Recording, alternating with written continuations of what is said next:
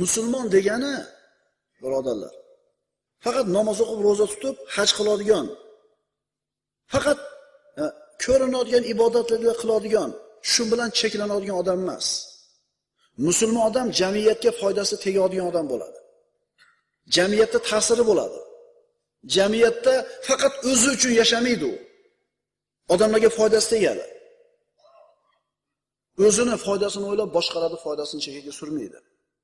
Alloh taolo aytadi: "Wasari'u ila mag'firatin min robbikum va jannatin arduha as-samawati wal ard u'iddat lil muttaqin." Va Parvardigoringiz tomonidan bo'lguvchi mag'firatga hamda taqvodorlar uchun tayyorlab qo'yilgan, eni osmonlar va yer barobarida bo'lgan jannatga shoshilinglar. Endi kim u? Eni osmonlar, yer barobaridagi keng jannatning egalari bo'lgan taqvodorlar. Kim u taqvodorlar?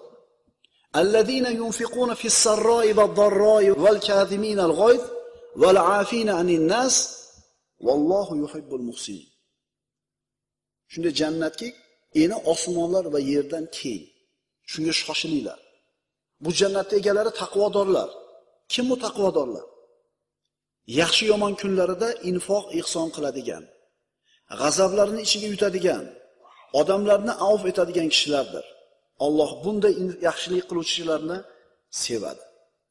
Qarang, odamlarni kechiradigan, g'azabini yutadigan, infoq qiladigan. 3 ta sifatni aytib turib, birinchi nimani zikr qildi Alloh? Yengil og'ir kunlarida infoq qiladigan. Ya'ni yengil yaxshi yomon kunlarida.